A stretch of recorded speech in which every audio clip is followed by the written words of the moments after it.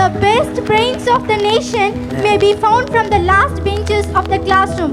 Could you please tell us what made you to believe in the last bench student? Because I was the last bench. Even I too, sir.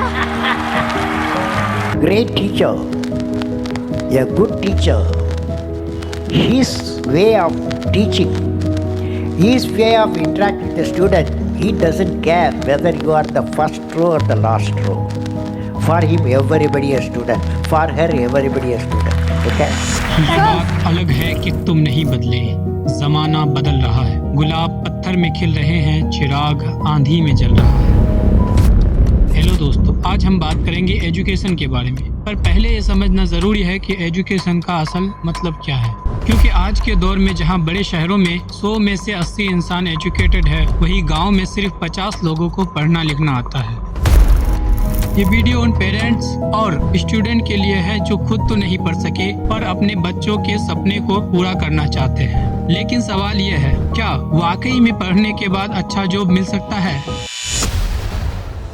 Education क्या है? Education एक board term है। ये सिर्फ book तक ही सीमित नहीं है, बल्कि नॉलेज, स्किल, वैल्यू और बिलीफ को समझने और एक्वायर करने का प्रोसेस है। ये हर जगह मिल सकता है, स्कूल, यूनिवर्सिटीज, वर्कशॉप्स और घर पर भी। एजुकेशन के कुछ अलग अलग प्रकार हैं। पहला, फॉर्मल एजुकेशन, जो स्कूल और यूनिवर्सिटीज में मिलता है, जहां स्ट्रक्चर्ड करिकुलम और डिग्री होते हैं। दूसरा, इनफॉर्मल एजुकेशन, जिंदगी के डेली एक्सपीरियंसेस, फैमिली और फ्रेंड्स से मिलने वाली एजुकेशन को कहते हैं। तीसरा, non formal education, training, programmes और वर्कशॉप जैसे मीडियम से होती है, जिसमें स्ट्रक्चरल लर्निंग तो होती है लेकिन फॉर्मल डिग्री नहीं मिलती। चौथा, वोकेशनल एजुकेशन, ये स्पेसिफिक स्किल या ट्रेड जैसे प्लम्बिंग, इलेक्ट्रिशियन या प्रोग्रामिंग के लिए होती है। लेकिन एजुकेशन का इम्पोर्टेंस स्टूडेंट पर डिपेंड करता है, क्योंकि उन्हें समझना होता है कि उनके लाइफ गोल्स क्या है। एजुकेशन के बेसिक 3 फॉर्मूला होते हैं। Number 1, universalization of primary education, सभी बच्चों को कम से कम 10वीं तक की एजुकेशन मिल सके। Number 2, vocationalisation of secondary education के दौरान स्टूडेंट को अपने इंटरेस्ट और करियर ऑप्शन का एक बेसिक अंडरस्टैंडिंग हो। नंबर 3, हायर एजुकेशन, उन लोगों के लिए है जो एकेडमिक्स में डीप इंटरेस्ट रखते हैं। APJ अब्दुल कलाम ने कहा था, the best brain of the nation may be found on the last benches of the classroom. यानी इंटेलिजेंस और पोटेंशियल सिर्फ टॉप रैंकर तक ही सीमित नहीं रहती, पिछले बेंच पर बैठने वाला भी ब्रिलियंस हो सकता है। उन्होंने कहा था, एक ग्रेट टीचर अगर चाहे किसी भी स्टूडेंट में ब्रिलियंस ला सकता है।